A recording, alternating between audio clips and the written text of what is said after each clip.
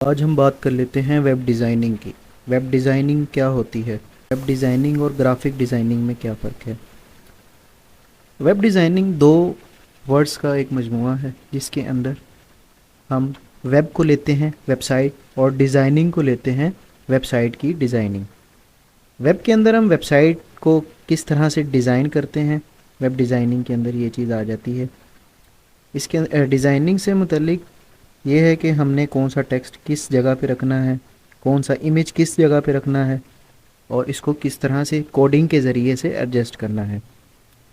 इसी तरह हम ग्राफिक डिज़ाइनिंग की बात कर लेते हैं। ग्राफिक डिज़ाइनिंग बेसिकली इसकी मिसाल ऐसे है जैसे एक आर्किटेक्ट एक घर का नक्शा बनाकर मिस्त्री या मज़दूर को देता है और वो उसी हिसाब से घर की बिल्डिंग को तामीर करते हैं। वेब डिज़ाइनिंग और ग्राफिक डिज़ाइनिंग की भी मिसाल ऐसे है। ग्राफिक डिज़ाइनर जो है वो जस्ट एक नक्शा बनाकर इमेज की सूरत में फ़ोटोशॉप के अंदर बनाकर वेब डिज़ाइनर को देता है और वेब डिज़ाइनर जो है उस ग्राफिक डिज़ाइनर का दिया हुआ इमेज और डैन वो कोडिंग के ज़रिए से उस पर इम्प्लीमेंट करता है और एक मुकम्मल वेबसाइट उस डिज़ाइन के मुताबिक बनाता है। ग्राफिक डिज़ाइनर का दिया हुआ डिज़ाइन सिर्फ एक इमेज होती है जो कि वेबसाइट डिज़ाइनर को एक प्लान दिया जाता है कि आपने ये चीज़ें इस प्लान के मुताबिक कोडिंग के ज़रिए से हमारी वेबसाइट को डिज़ाइन करना है। अब कोडिंग की बात कर लेते हैं। कोडिंग के लिए हमारे पास जो सबसे पहले यूज़ की जाती है लैंग्वेज वो HTML होती है।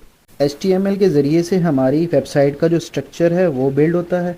इसके अलावा हम CSS यूज़ करते हैं। CSS इसका एब्रीविएशन होता है कैस्केडिंग स्टाइल शीट और HTML को होता है hyper text markup language. HTML जो है वो बिल्डिंग ब्लॉक्स हैं वेबसाइट के जो कि स्ट्रक्चर खड़ा करते हैं जस्ट। लेकिन CSS जो है उसको डिज़ाइन करती है कि उसमें कलर किस तरह का करना है, उसमें इमेजेस में इफेक्ट कैसा देना है, आप एनिमेशंस भी लगा सकते हैं। एडवांस CSS में काफ़ी कुछ है और HTML भी एडवांस है, उसके अंदर भी काफ़ी चीज़ें पढ़ने को इस कोर्स में आपको मिलेंगी। HTML और CSS के बाद इनका फ्रेमवर्क है बूटस्ट्रैप। बूटस्ट्रैप इन दोनों को मिलाकर इनका फ्रेमवर्क तैयार किया गया है जिसके अंदर HTML की भी कोडिंग मौजूद है और CSS की भी कोडिंग मौजूद है। इन दोनों को मिलाकर बूटस्ट्रैप को बिल्ड किया गया है। बूटस्ट्रैप के अंदर मौजूद कोडिंग जो है वो HTML और CSS के थ्रू ही ऐड की गई है और इसी के ज़रिए ही तमाम वेबसाइट जो है वो एक स्टाइल के साथ और दी हुई कोडिंग के मुताबिक हम अपनी वेबसाइट को बिल्ड कर सकते हैं। बूटस्ट्रैप HTML CSS के अंदर जो चीज़ें हम आसानी से नहीं कर सकते वो बूटस्ट्रैप के ज़रिए से हम इजीली विदिन वन क्लिक हम इसको यूज़ कर सकते हैं। जैसे कि फ्रेमवर्क इस तरह से होता है कि दो लैंग्वेजेस को मिला के एक फ्रेमवर्क बनाया जाता है। उस फ्रेमवर्क के अंदर सारी चीज़ें दे दी जाती हैं, हम जस्ट उधर से कॉपी करते हैं उसकी कोडिंग को और अपनी वेबसाइट के पेज पे इम्प्लीमेंट करके उस चीज़ को एग्जीक्यूट करवा सकते हैं।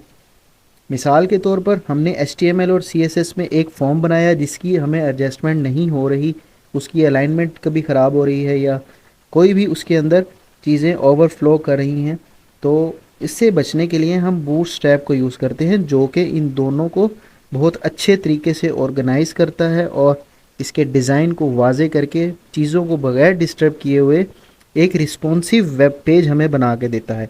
अब रिस्पॉन्सिव वेब पेज क्या है? रिस्पॉन्सिव वेब पेज ये है कि हम अपनी वेबसाइट को मोबाइल में भी खोलें तब उसका लेआउट डिस्टर्ब ना हो, मतलब वैसे ही रहे जिस तरह से आपके वर्ड्स दिखाई दे रहे हैं बड़े लैपटॉप पे या मोबाइल पे। सेम आपका जो यूज़र इंटरफेस है वो सेम ही रहे। मिसाल के तौर पर जैसे इधर लैपटॉप के ऊपर बड़ी स्क्रीन पे हमें वेब डिज़ाइनिंग पूरा हुआ लिखा हुआ नज़र आ रहा है। अब ये मोबाइल पे भी इसी तरह ही लिखा हुआ आना चाहिए, इस तरह नहीं लिखा आना चाहिए। ये होती है रिस्पॉन्सिव वेबसाइट। ये हैं कुछ वेब डेवलपमेंट के बारे में।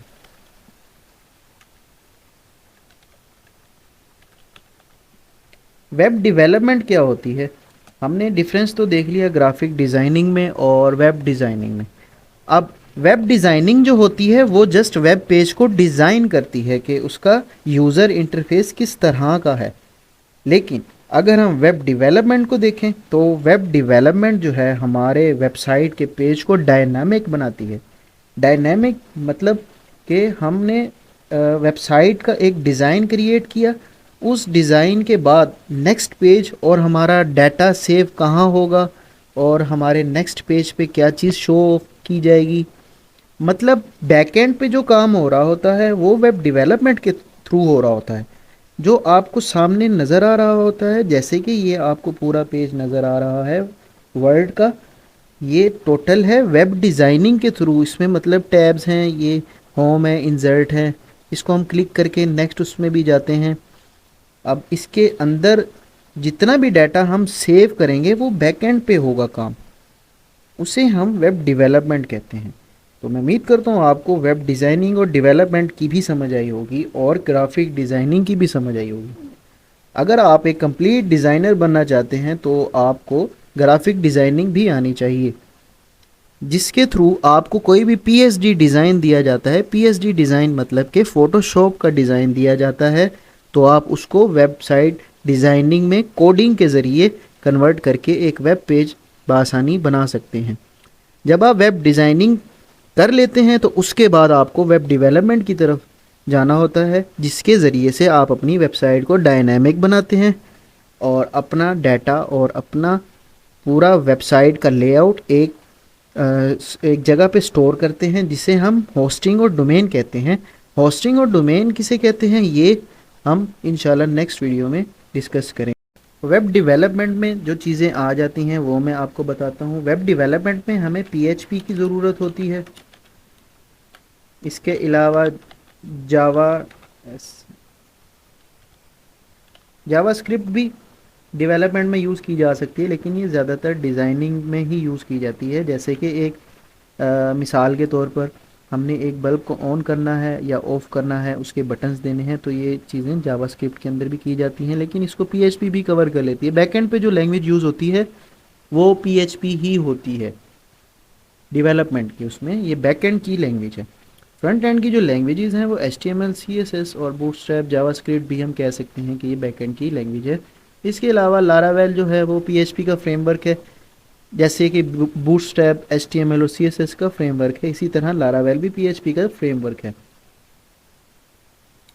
आपको मज़ीद ये बताता चलूँ कि वेबसाइट डिज़ाइनिंग और डेवलपमेंट के लिए आपको इन सारी चीज़ों की ज़रूरत होती है, जिसमें HTML, CSS, बूटस्ट्रैप, जावास्क्रिप्ट और पीएचपी जैसी लैंग्वेजेस आपको आना चाहिए। इसके बाद ही आप एक वेब डिज़ाइनर और वेब डेवलपर बनते हैं।